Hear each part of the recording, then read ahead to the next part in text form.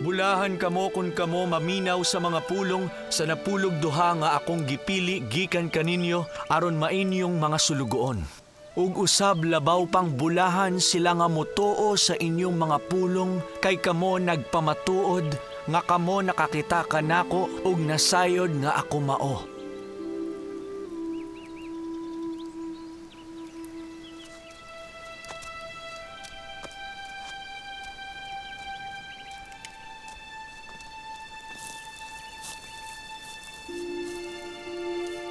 Bulahan ang mga mapaubsanon nga moduol kanako, kay ila ang gingharian sa langit.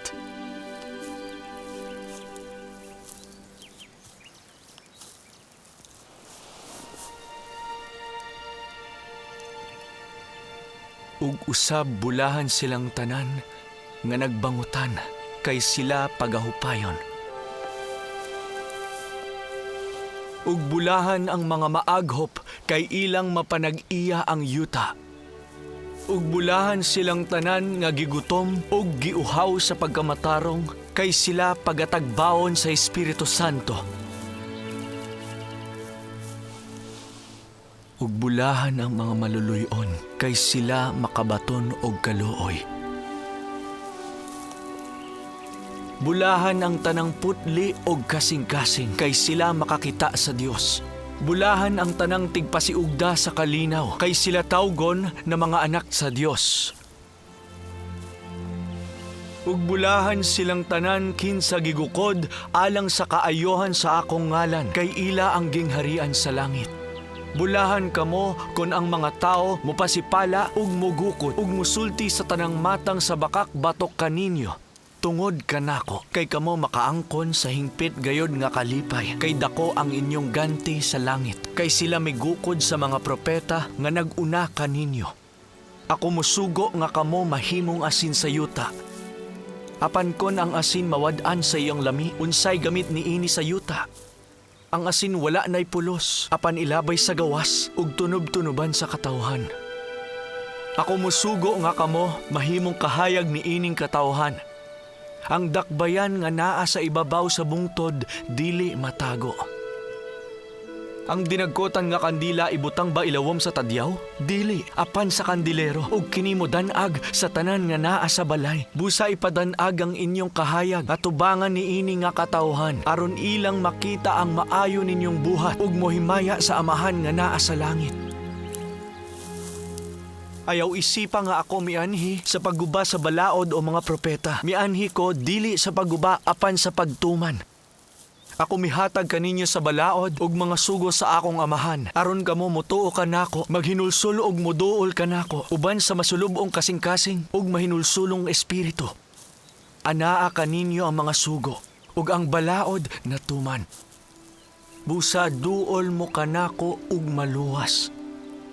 Kay gawas kon mohupot kamo sa akong mga sugo, dili gayud kamo makasulod sa gingharian sa langit. Giingon sa karaang panahon, nga sila nga mopatay mahimutang sa kakuyaw sa paghukom sa Dios.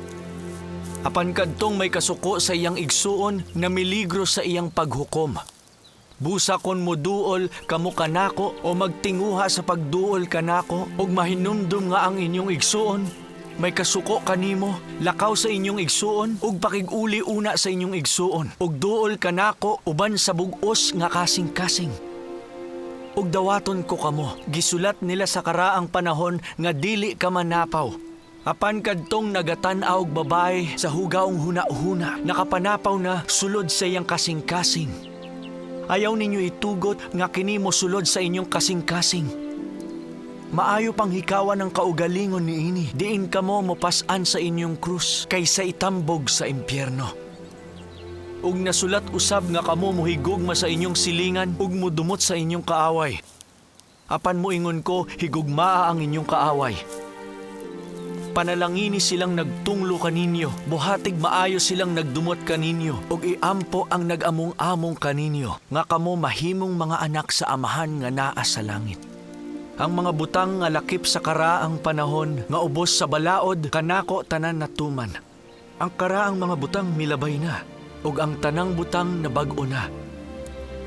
Busa manghinaot ko nga kamo mahingpit sama kanako o sa inyong amahan sa langit nga hingpit.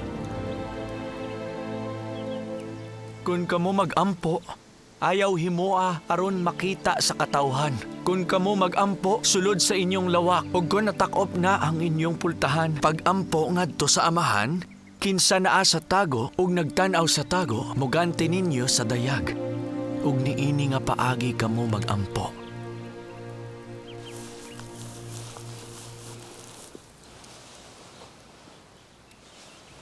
Amahan namo nga anaa sa langit.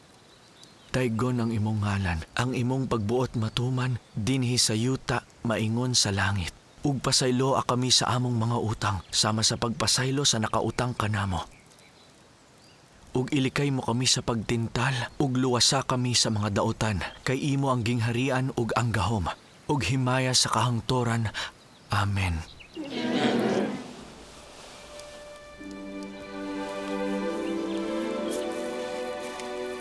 Ayaw kamo pagtigom og bahandi alang kaninyo dinhi sa yuta. Apan pagtigom kamog bahandi alang kaninyo sa langit. Kay hain ang inyong bahandi, tua usab ang inyong kasing-kasing. Walay taong makaalagad sa duha ka agalon. Kay mahimong kasilagan niya ang usa ug higugmaon ang lain, o siya mo alagad sa usa ug motamay sa lain. Dili kamo makaalagad sa Dios ug katigayunan. Hinumdumi ang akong gipamulong. Kay kamo ang akong gipili sa pagpangalagad niini nga katawhan.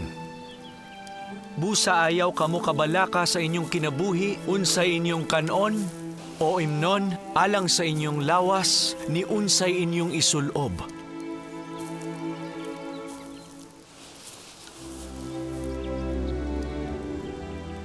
Hunahunaa giun sa pagtubo sa mga liryo sa umahan. Sila wala maghago ni maglalik. Hinuon bisan si Solomon sa tanan niyang kahalangdon, wala sulubi og ingon niini.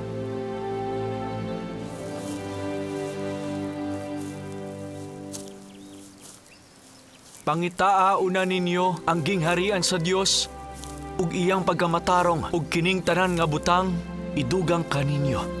Busa ayaw kabalaka alang sa ugma, kay ang ugma ang mabalaka sa mga butang sa iyang kaugalingon. Ayaw pagpanghukom, aron dili kamo hukman.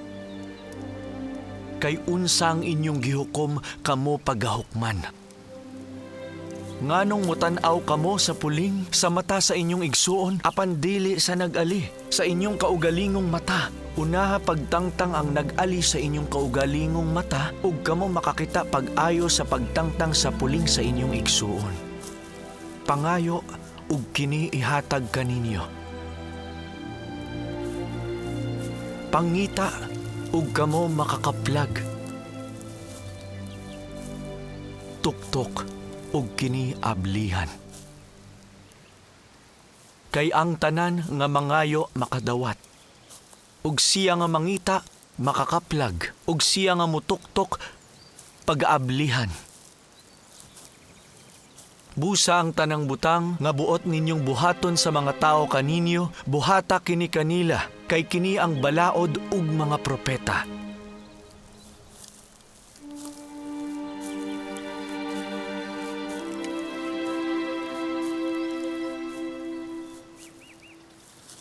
Sulod kamo sa higpit nga ganghaan.